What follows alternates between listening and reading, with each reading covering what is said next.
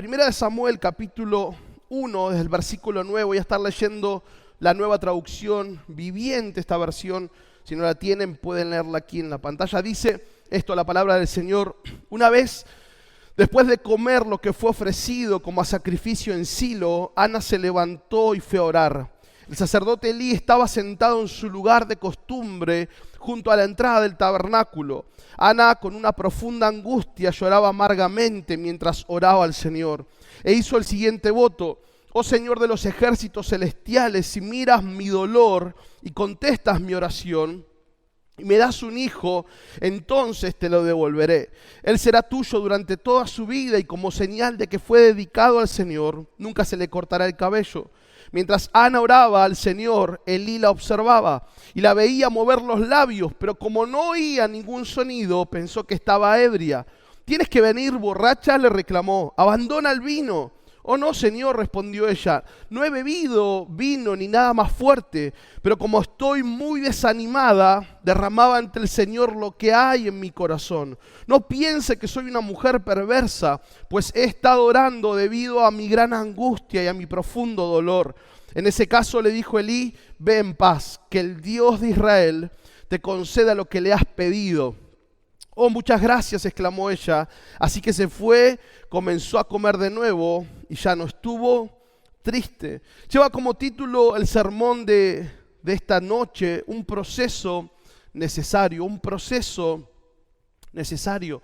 Misiones, el eslogan reza: se hace con las rodillas de los que oran, las manos de los que dan y los pies de los que van. Y también con la iglesia que envía, ¿no? Pero comienza el eslogan diciendo que misiones se hace con las rodillas de los que oran. Y hoy vamos a hablar acerca de la oración, de este proceso tan particular, de esta disciplina espiritual que termina siendo un proceso para cada uno de nosotros, para cada una de nuestras vidas. Y esta historia es muy particular porque no solamente por los personajes principales de la historia, sino también por unos personajes secundarios muy conocidos. En ese tiempo el sacerdote era Elí y sus hijos Ofnes y Fines trabajaban en el tabernáculo y sabemos lo que eran, ¿no? Si usted no conoce muy bien la historia, después lea en su casa lo que sigue del relato de Samuel y se va a enterar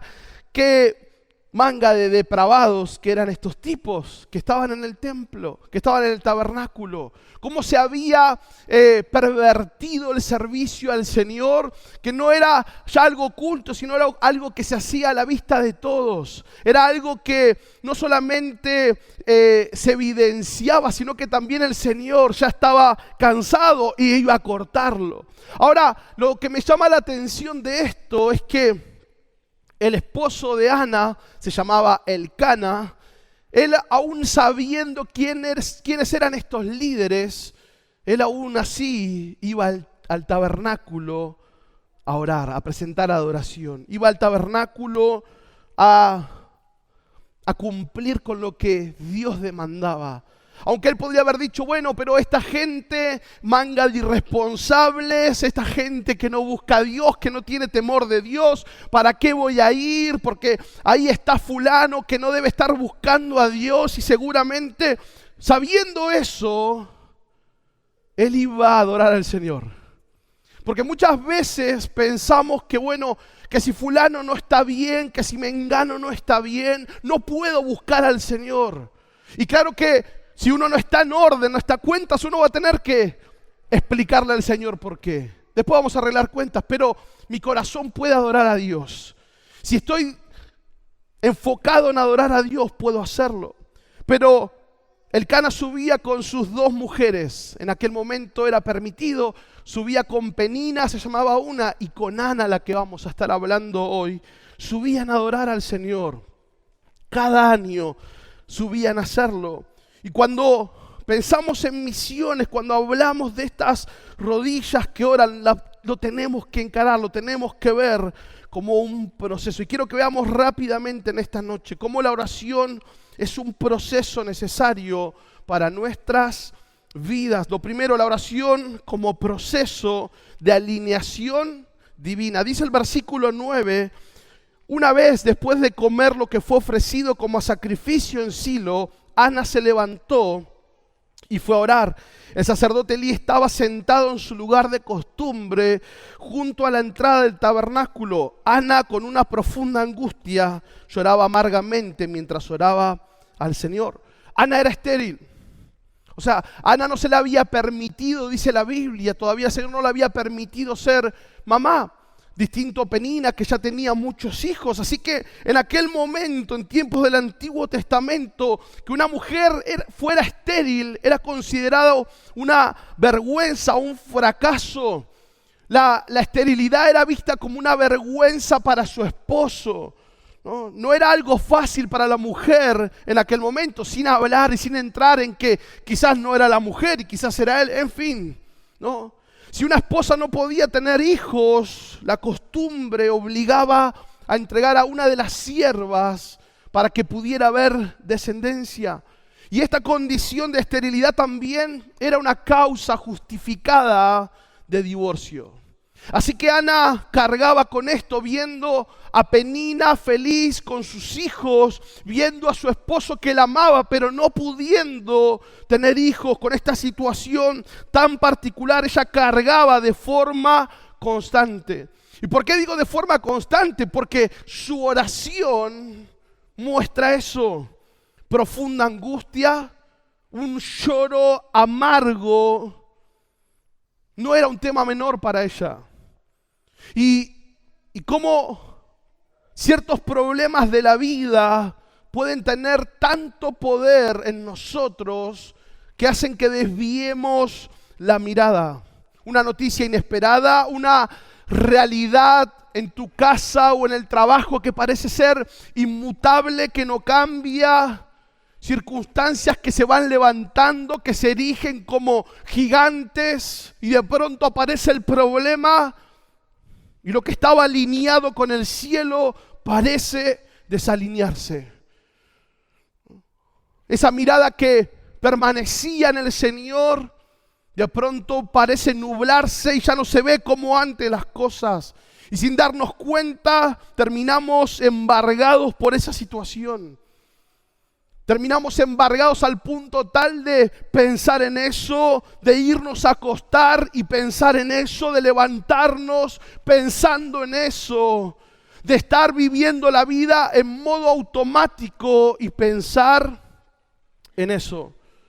Y estar desalineados de Dios por mucho tiempo lleva a convertir esta disciplina espiritual, que es la oración, en un hobby esporádico. Ya no se ora como antes, ya no es más la disciplina de la oración, ahora se ve más como un hobby. Cuando tengo tiempo lo hago, cuando tengo un tiempito libre, ahí voy a orar.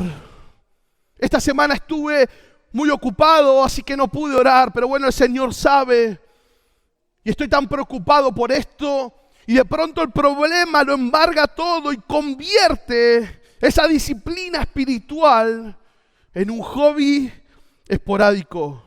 Lucas 18:1, Jesús les contó una historia a sus discípulos para mostrarles que siempre debían orar y nunca darse por vencidos. No podemos dejar que el problema convierta esta disciplina en un hobby. No podemos permitirnos que esta situación convierta esta gran arma espiritual en un evento aislado o en un evento de a ratos. Pablo le escribe a los tesalonicenses en su primera carta, en el capítulo 5, versículo 17, le dice: nunca dejen de orar, nunca dejen de orar, nunca. Pueden olvidarse cualquier cosa, pero nunca dejen de orar. Ahora, ¿por qué necesitamos ver la oración como un proceso de alineación divina? ¿Por qué? Porque alinea mi corazón a su corazón. Alinea mi corazón a su corazón. Cuando Jesús enseña a orar, Él empieza a enseñar y habla del Padre Nuestro. Un pasaje más que conocido. Y Él dice, y la oración comienza: Padre Nuestro.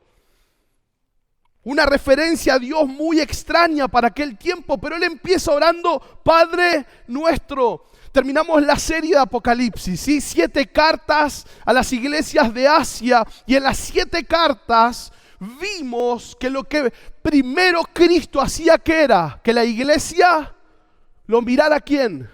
A Él.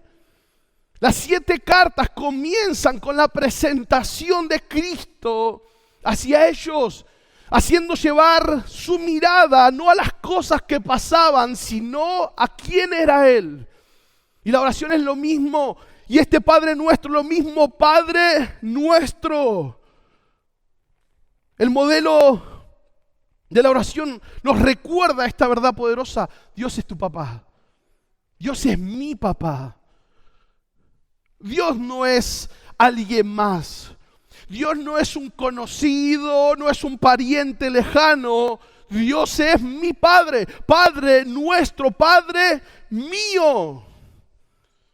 Y cuando Jesús enseña en Mateo 7, versículo 11, dice, si ustedes siendo malos, y es un cachetazo monumental, pero nadie dice nada. Jesús diciendo que nosotros somos malos. ¿Y quién va a objetarle eso a Dios? Dice, si ustedes siendo malos, no dice, bueno, tienen algunos días medios raros, no, dice, ustedes son, ¿qué? Malos. Si otro te lo dice, ya lo estás apurando, ¿no? ¿Cómo que, por qué decís eso? Nada que ver, vos no me conocés. Ahora Jesús dice, si ustedes siendo malos, dan buenas cosas a sus hijos, cuánto más su Padre que está en el cielo dará cosas buenas a los que le pidan. Si ustedes son malos y saben dar buenas cosas a los suyos, cuánto más nuestro Padre que está en los cielos. La oración alinea mi corazón a su corazón.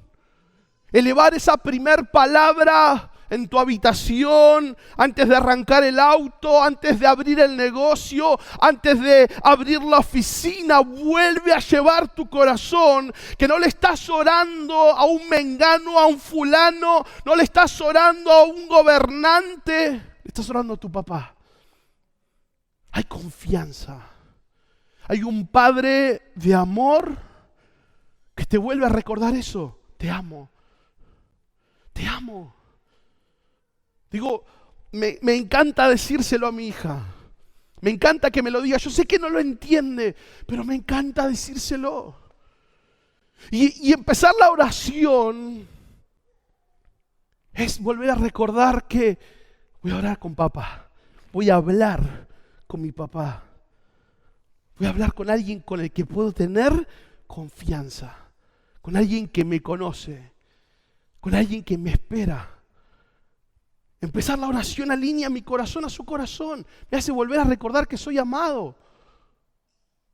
Me desenfoca del problema y me vuelve a recordar algo que es eterno. Me ama. Ahora, ¿por qué necesitamos ver la oración como un proceso de alineación divina? Porque no solamente alinea mi corazón a su corazón, sino que también alinea mi corazón a su propósito. El Padre nuestro, dice, Padre nuestro que estás en los cielos, santificado sea tu nombre. ¿Qué dice? Venga a nosotros tu reino. Alinea mi corazón a su propósito. Venga a nosotros tu reino. Ese es el fin. Esa es la meta. Llenarlo todo del conocimiento de Dios. Hoy antes de la reunión hablaba con Juan y hablábamos de lo que estaban haciendo y de las campañas, llenándolo todo del conocimiento de Dios. Llenándolo todo del conocimiento de Cristo. La oración no solamente me vuelve a recordar que hablo con mi papá, sino que también me vuelve a recordar lo segundo, su propósito. Venga a nosotros tu reino, ¿no? Pablo le escribe a los romanos en el capítulo 15, versículo 18, dice: porque no osaría hablar sino de lo que Cristo ha hecho por medio de mí para la obediencia de los gentiles, con la palabra y con las obras, con potencias de señales y prodigios, en el poder del Espíritu de Dios, de manera que desde Jerusalén y por los alrededores hasta Ilírico, todo lo he llenado del Evangelio de Cristo. Nos vuelve a alinear con el propósito. Venga a nosotros tu reino, es entender mi propósito, su pedido, esta comisión, gran comisión tan honrosa. Vayan, prediquen, enseñen, hagan discípulos, llénenlo todo del conocimiento de Cristo. Fíjate cómo la oración nos empieza a alinear. Y no solamente eso, alinea mi corazón a su voluntad, porque dice: venga a nosotros tu reino, hágase tu voluntad. O sea, si entiendo que tengo un Padre de amor, un Padre al que puedo hablarle con confianza, un Padre que no piensa el mal para mí ni para los nuestros, un Padre que tiene pensamientos de bien, que me encomendó la tarea y nos encomendó la tarea de extender su reino, puedo descansar en su cuidado, sabiendo que su voluntad es buena, es agradable y es perfecta. Y es perfecta. Y Dios conoce nuestra necesidad hoy. Dios sabe qué cosas estamos necesitando. Dios conocía la necesidad de Ana. Dios sabía lo que había en su corazón. Dios sabía lo que estaba por hacer. Pero la oración la tenemos que ver como ese proceso de alineación divina. Alinea el corazón a su corazón. Alinea el corazón a su propósito, a su voluntad. Yo necesito que ese corazón esté alineado. Necesito saber si lo que estoy pensando, si lo que voy a hacer está alineado con lo que Él quiere. Si lo que estoy pidiendo está alineado con lo que Él quiere para mí. Si es el momento justo o no para mí. Jeremías 17:10 dice: pero yo, el Señor, investigo todos los corazones y examino las intenciones secretas. A todos les doy la debida recompensa según lo merecen sus acciones. El Señor inspecciona el corazón. El Señor mira el corazón. Ahora, ¿son mis motivaciones correctas? ¿Son mis pensamientos correctos? La oración como proceso de alineación divina. Arrancar la jornada orando. Uno diría: alinea los patitos, pastor. Casi. Veo que alguno se levanta como a las 6 y arranca como a las 9, ¿no? Va en modo automático 3 horas ahí. Que no sabe cómo hizo para llegar hasta el trabajo manejando, pero llegó. Arrancar la mañana, arrancar con oración. Alinea el corazón. Nos vuelve a recordar que hay un Padre, que hay un propósito, que hay una voluntad para esa jornada, para ese día. La oración como un proceso de alineación divina. Ahora también la oración como un proceso preventivo. Versículo 6 dice: de manera que Penina se mofaba y se reía de Ana porque el Señor no le había permitido tener hijos. Año tras año sucedía lo mismo. Penina se burlaba de Ana mientras iban al tabernáculo.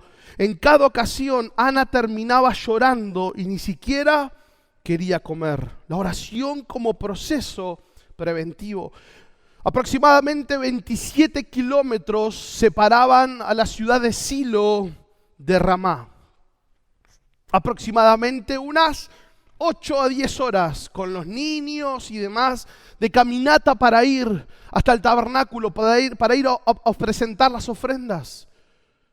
Ahora, qué tortuoso saber lo que iba a ser el viaje para Ana, ¿no? Si tenemos que ir, ¿no? Y Ana ya sabía lo que pasaba año tras año.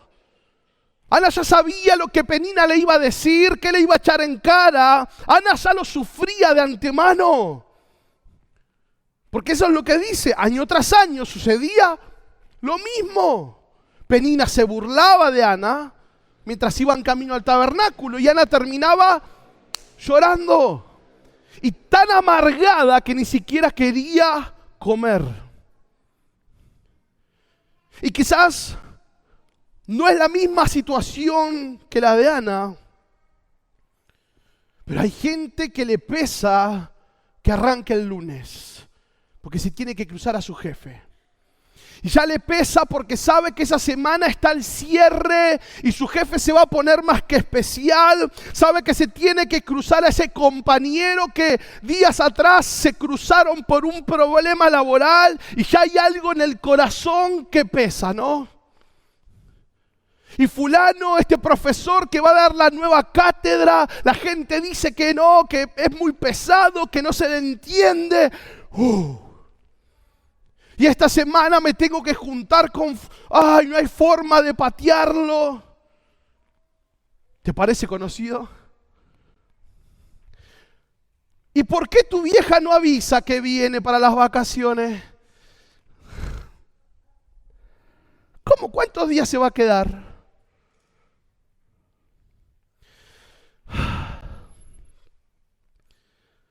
Tenemos que ir al cumpleaños de... Pero ahí va a estar seguro. No. Decirle que no podemos ir. Porque siempre es la misma situación. Sale el tema, terminamos todos peleados. ¿No te suena conocido esas cosas? A Ana decirle que iban a ir a Silo era pensar lo mismo. Ana ya sabía que iba a estar Penina, sus hijos, que esas 8 horas de camino iban a ser pesadas, iban a ser densas. Y de pronto tenemos la costumbre de arrancar la jornada sufriendo de antemano. Tenemos la costumbre quizás de arrancar la semana sabiendo que la situación es inevitable.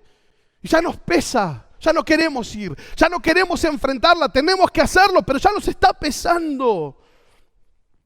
Hace unos años, cuando vivía en Santa Rosa de Calamuchita, iba caminando hasta la iglesia en la semana y siempre agarraba el mismo recorrido.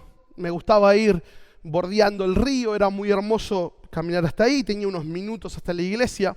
La cuestión es que en algún momento se mudó una familia nueva en una casa del camino donde yo pasaba.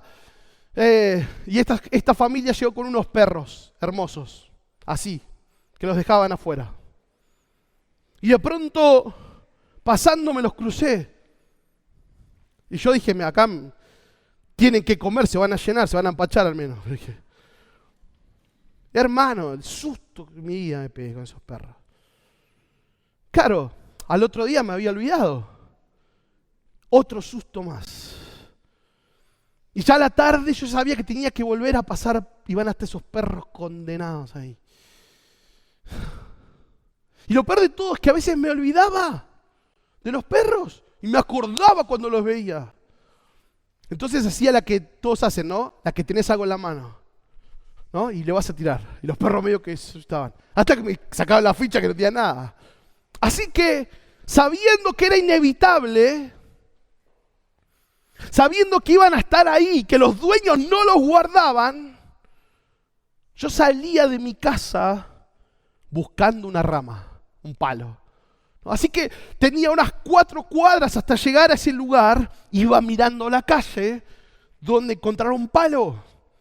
Y cuando encontraba un palo, iba tan bien, ¿no? Iba con el palo así, y los perros, nada, hermano. Disfrutaba tanto de tener ese palo en la mano, nunca les hice nada, quédense tranquilos, ¿no? Pero me tenía miedo porque tenía algo en la mano. Y a veces pasaba que iba con el palo y no estaban. Hasta me empecé a dar cuenta que podía reutilizarlo, así que hacía una cuadra, lo dejaba apoyado, hasta que algún otro condenado lo usaba y se lo llevaba también. Pero sabiendo que me iba a enfrentar a eso, me anticipaba. Pablo le escribe a los Efesios en el capítulo 6, versículo 11, dice: pónganse toda la armadura de Dios para poder mantenerse firmes contra todas las estrategias del diablo. El enemigo es muy astuto. El enemigo es un estratega voraz en la tarea de hacernos caer. Ahora, fíjense en lo que hacía Penina. Penina, dice la historia, que se burlaba de Ana. Y esta frase me llamó la atención. Se burlaba, no dice que se burlaba de Ana siempre. No dice que se burlaba de Ana porque era costumbre. Se burlaba de Ana mientras iban al tabernáculo. No se daba en cualquier momento. Solo se daba de camino al tabernáculo. ¿Y a qué iban al tabernáculo ellos? Iban a adorar al Señor. Iban a presentar ofrendas de paz, que eran las que después comían juntos para celebrar en agradecimiento, en reconocimiento por lo que Dios daba. Era un camino para recorrerlo enfocado a lo que se iba, ¿no? Para estar concentrados, para disfrutar de ese caminar. Pero Penina lograba su cometido: hacer que Ana llorara, hacer que Ana no quisiera comer. Y no querer comer no es solamente decir, bueno, no tenía hambre, no. Era privarse de celebrar un momento que Dios había instituido para las ofrendas de paz. No era solamente no comer algo, era privarse de la celebración, era privarse del momento. Y no sé, ¿y qué pasó que no vinieron? Pastor, estábamos para salir. Y de pronto mi marido se cruzó con el perro porque lo dejé sin atar, y ya me empezó a gritar, y los nenes salieron corriendo, tiraron el jarrón. Fue una batalla, mejor ni venir. Y subimos al auto y veníamos peleadísimos. Cuento lo que pasa, me contaba Juan que pasa mucho en Posadas esto, ¿sí? No acá, hermanos, no acá. ¿Y qué pasó que no vinieron? No sé, no me digas nada, pastor. Teníamos la reunión de matrimonio. No me hables, mira, ahí dejémoslo, pastor. ¿Qué pasó? Ya tenía la ropa puesta. Bueno, ahí podemos seguir así. Qué casualidad que justo cuando tenemos que ir. ¿Por qué no puede ser antes? Qué casualidad que cuando disponemos de ir a la actividad pasa algo. ¿Podés creer? Justo cuando tengo que ir, justo cuando nos decidimos, pasa algo. Penina no molestaba a Ana en otro momento. Bueno, menos el texto no lo decía, pero sí la molestaba cuando iban de camino y lograba su cometido. Y ahora el enemigo insiste tanto que muchas veces logra su cometido en nuestra vida: desenfocarnos de lo que tenemos que hacer. Desenfocarnos. Y vos arrancas la jornada, vas de camino al trabajo, de camino al depósito, de camino a la oficina, a la facultad, a la escuela, vas de camino a abrir el negocio, y el enemigo buscando apagar la luz de Cristo para que no impactemos, para que el reino no pueda avanzar. ¿Y cómo lo hace? Un cliente malhumorado, algún automovilista que estaba apuradito y te cruzó el auto, algún reclamo injusto de tu jefe o la carta del abogado, el estudio médico, desenfoque, el llanto de bronca, porque esperabas que el día fuera y parece ser que todo sale mal, no hay nada para celebrar. Y eso es lo que el enemigo nos hace creer. Mateo 26, 41 dice: estén alertas y oren para que no caigan en tentación. Oren, ¿para qué? Oren para prevenir. Oren para que no caigan en tentación. Porque el espíritu está dispuesto, pero el cuerpo es débil. Y las circunstancias pueden ser difíciles, pueden ser complicadas, pero si no oramos, estamos fritos. Si no buscamos su rostro, estamos fritos. Porque no hay manera de amortiguar el impacto sin armadura. No hay manera de amortiguar el golpe sin armadura. Y Penina se mofaba, o sea, Penina Terrible, o sea, se mofaba y se reía de la condición de Ana. Y el enemigo va a hacer un montón de veces eso. Va a querer exponer tu esterilidad, tu incapacidad en algún área. Va a querer ridiculizarte, va a hacer que termines en la comparación. Va a mostrarte lo que otro alcanzó, lo que vos no alcanzaste. Va a mostrarte lo que otro tiene, lo que vos no tenés. Va a mostrarte siempre algo más para frustrarte, para molestarte. Pablo le dice a los Efesios en el capítulo 6 una palabra final: sean fuertes en el Señor y en su gran poder. La oración como un proceso preventivo. Y Jesús lo hizo así. Jesús lo hizo de esa forma. ¿Qué fue lo que hizo Jesús antes de comenzar su ministerio? Fue orar al desierto. Antes de todo lo que iba a venir. Antes de todo lo que estaba por pasar. ¿Qué fue lo que hizo antes de que vinieran a arrestarlo? Fue orar al Getsemaní. ¿Qué hizo antes de morir? Volvió a orar para consumar su obra con poder. Anticipándose. Hebreos 5, versículo 7 dice: mientras estuvo aquí en la tierra, Jesús ofreció oraciones y súplicas con gran clamor y lágrimas al que podía rescatarlo de la muerte. Y Dios oyó sus oraciones por la gran reverencia que Jesús le tenía. Versículo 8, aunque era hijo de Dios, Jesús aprendió obediencia por las cosas que sufrió. Jesús tuvo que aprender obediencia y no había otra manera de hacerlo. Si Jesús no oraba, no clamaba al que podía rescatarlo de la muerte. ¿Por qué subestimamos la oración? ¿Por qué pensamos que estamos capacitados para salir sin orar? ¿Por qué pensamos que podemos soportar lo que se nos venga si no oramos? Si tenemos un enemigo en común que busca destruirnos, que es hábil, es astuto. La oración es el medio por el cual nos fortalecemos, nos anticipamos al golpe, para que el daño no sea mayor. Y Ana, lamentablemente Ana no lo hacía. Ana repetía la historia. A Ana le volvía a doler cada año lo mismo.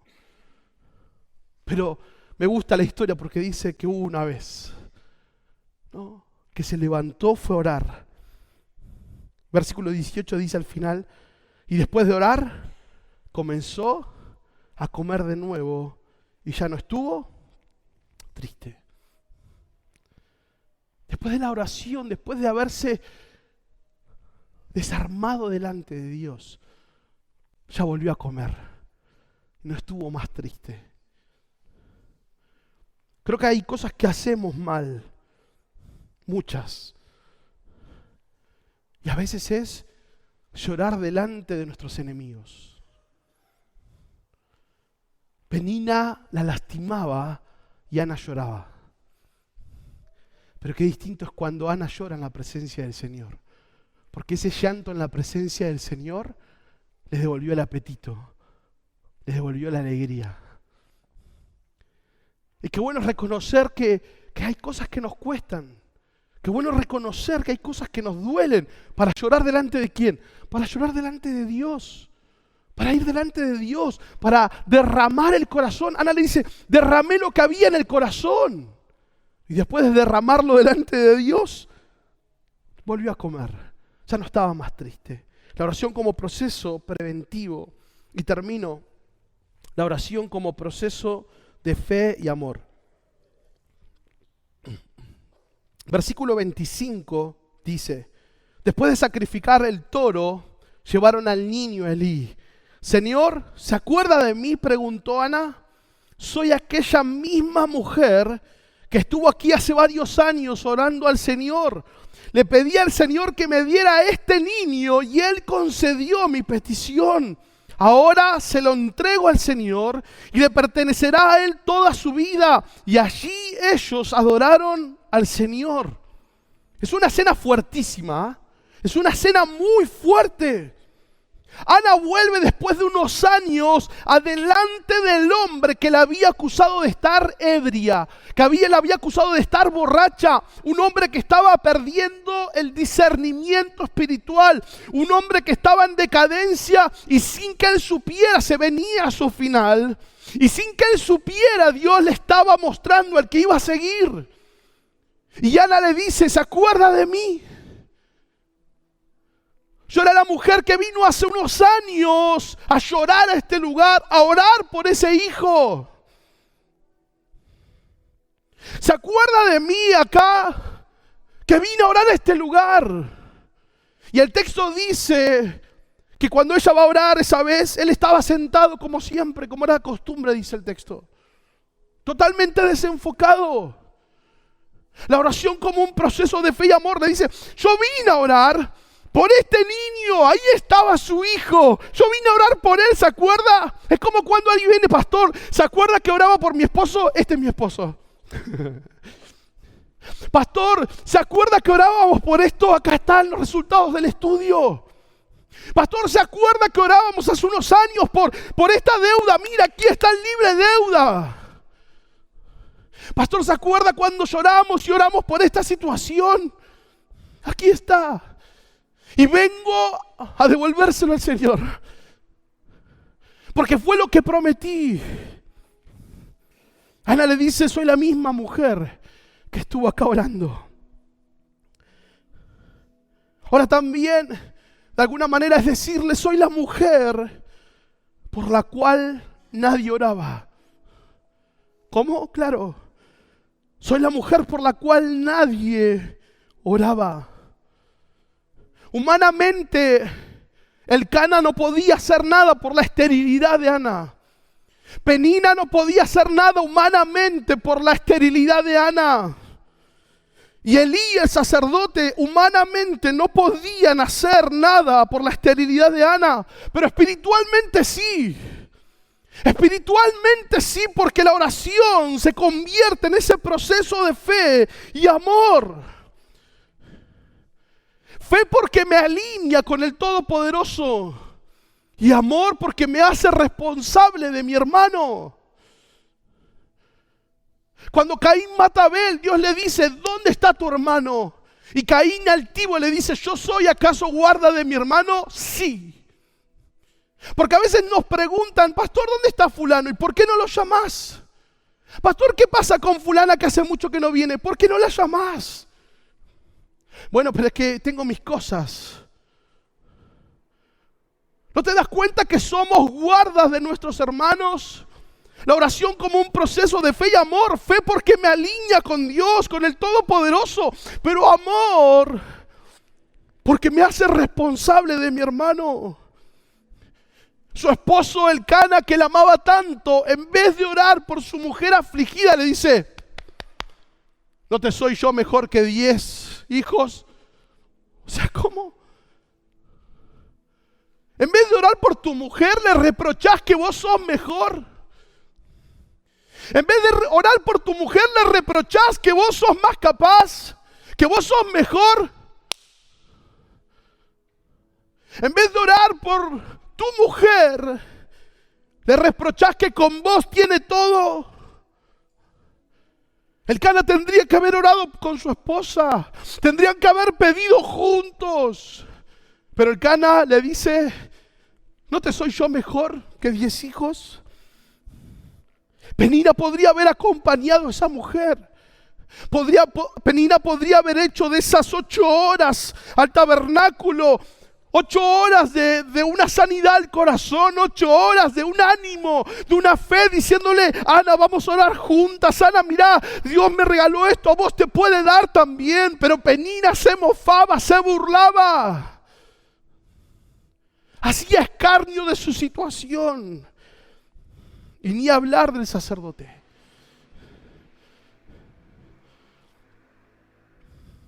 Es que sabe que nos desenfocamos a veces. ¿Sabe qué fácil es desenfocarse?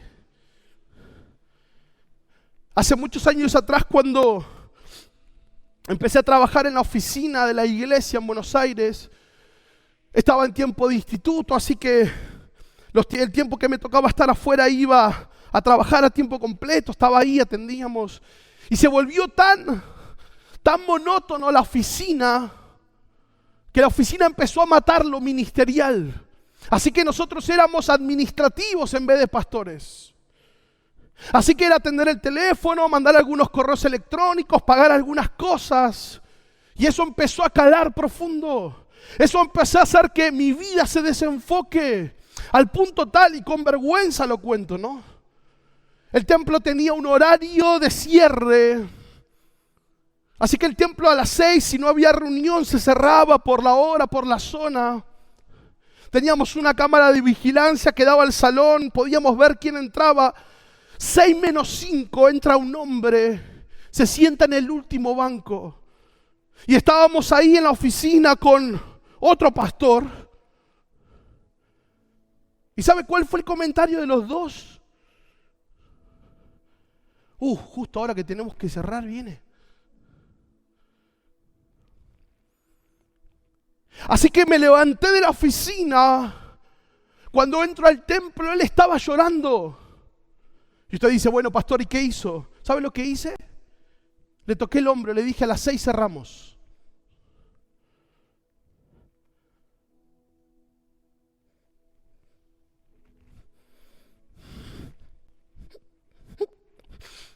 O sea, ese hombre estaba llorando. Y yo tuve el tupé de tocarle el hombro y decirle, a las 6 cerramos. Elí, en vez de acercarse a Ana, le dice, ¿estás ebria? ¿Sabe cómo podemos desenfocarnos del ministerio?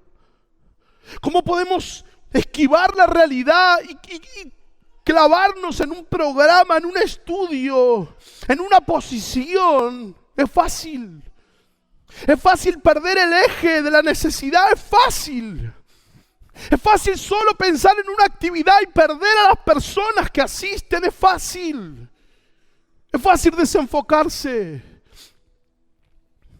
Y el sacerdote, aquel que tenía que ser la voz de Dios, el guía espiritual, en vez de acercarse a esa mujer y orar, le dice, estás borracha. ¿A vos te parece que vengas así borracha? ¿A vos te parece que estás así? Y Ana le dice, no estoy borracha.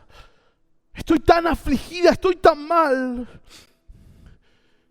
Y cuando uno ve esta historia, uno dice, pobre Ana. Claro que yo tuve que pedir perdón a Dios.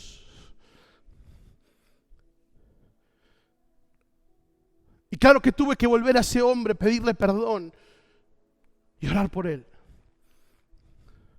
Ahora, uno puede decir, pobre mujer, qué vida difícil, pastor. Una lástima, pobrecita. Uno pone las noticias, ay, qué pobre mujer, pobre este hombre, pobre. La lástima, ¿no? El sentimiento de lástima haciéndose presente. Te enteraste, fulano, de la iglesia, tal, ay, pobre, una cosa. No, que viste, fulana, viste, no, ni me cuentes. La lástima. ¿Y sabe que la lástima es la tristeza por alguien? ¿No? Y la ternura. Dice, qué lindo, pastor. No, solo es eso. Ay, ves la noticia, ay, qué difícil. Está pasando, no. La inundación en Brasil, ay, pobre gente. Los disturbios en Francia, ay, pobre gente. La lástima, la lástima. Ahora, la Biblia no dice que Jesús era movido a la lástima. La Biblia no dice que Jesús decía, ay, qué lástima esta gente, ¿no? No, dice que cuando veía a la gente, su corazón era movido a la misericordia. Y le pesaba porque las veía como ovejas sin pastor. Los pedidos de oración no tienen que nacer de la lástima. Es más, la lástima no nos mueve a la oración. No puede ser que enterándote de las situaciones que viven tus propios hermanos, no los lleves en oración a Dios. Solo estás sintiendo lástima. La misericordia nos mueve a la compasión. Ahora, la compasión es el sentimiento de tristeza que produce ver a alguien casi igual a la lástima, con la diferencia que la compasión te impulsa a aliviar su dolor, su sufrimiento, a remediarlo o a evitarlo. Algo hay que hacer. Tus hermanos no necesitan tu lástima. Tus compañeros de trabajo no necesitan tu lástima. Tu jefe no necesita tu lástima. Tus vecinos no necesitan tu lástima, necesitan tu oración. El reino de los cielos no avanza por lástima. Avanza por fe, por convicción, compasión por el perdido. Por aquellos obreros que dicen: acá estoy, hace algo con ellos a través de mí, por favor. Iglesia, no retrases tu oración. No te prives del milagro. No te prives de la alegría de la respuesta. Imagínate si Elí había orado por Ana y Ana le decía: ¿te acordás? Claro, orábamos por tu hijo, acá está, no te puedo creer, gloria a Dios. No te prives de la alegría del milagro.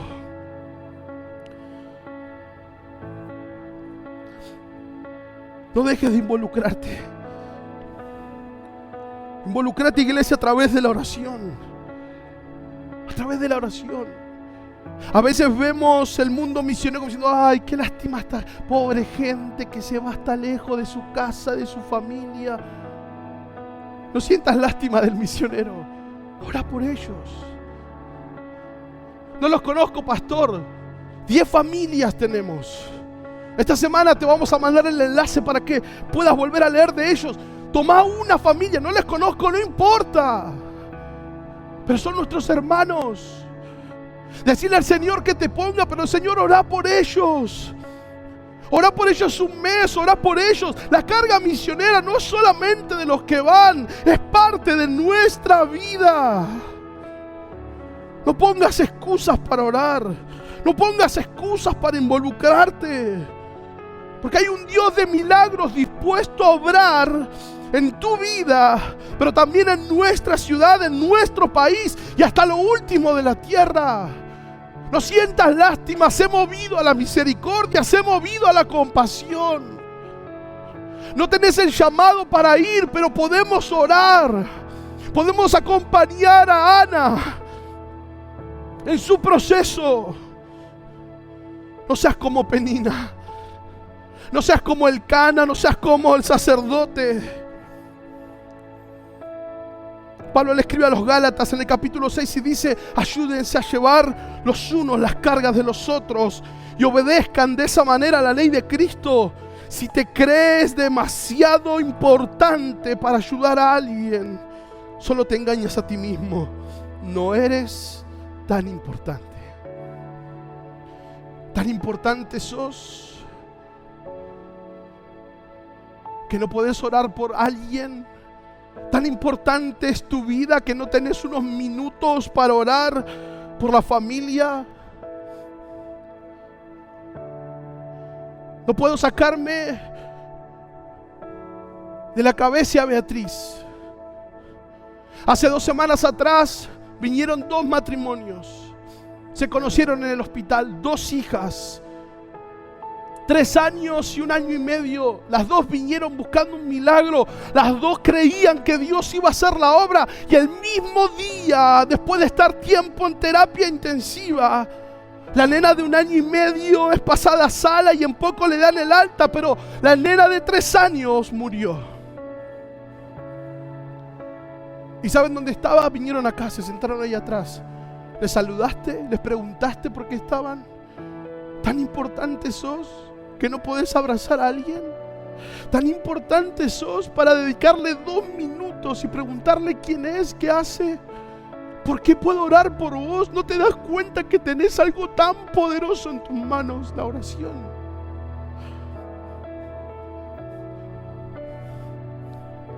Tan importante podemos ser. ¿Querés amar a tu familia? Ora por ellos. ¿Querés amar a tus compañeros de trabajo? Ora por ellos. ¿Querés amar a tus hijos? Ora por ellos. ¿Querés amar a tu esposo? Ora por él. ¿Querés amar a tu esposa? Ora por ella. ¿Querés amar al conflictivo? Ora por él. No reniegues de él. Porque a veces renegamos, que es lo más fácil. A veces solo decimos lo mismo que dice el mundo. Presentalo en oración. Hoy decíamos que antes de que nacieran Dios lo conocía. Al revoltoso Dios lo conoce. Al huérfano Dios lo conoce. Tan importante podemos ser. Tan cerrados podemos ser que en las noticias solo nos mueven a la lástima. Dios te está dejando ver la situación y tu corazón no es movido a misericordia. Somos como Él. No es lástima, tiene que ser compasión. Son 2 minutos. Son unas palabras expresadas, Señor, ten misericordia. Señor, mira esas familias que perdieron todo. Señor, mira esta situación, mira esta mamá, mira este papá. Señor, abrazales en este tiempo. Señor, no imagino cómo se sentirán, pero que sea tu presencia sobre ellos. Señor, te pido por fulana, por fulano. Salí al trabajo, no te quejes, Señor. Te pido hoy por mi jefe, por mi jefa, por mis compañeros. Te pido por esta situación, armate y amalos a través de la oración. La oración como proceso de fe y amor. Fe porque nos lleva a alinearnos con el Todopoderoso. Y amor porque me hace responsable de mi hermano.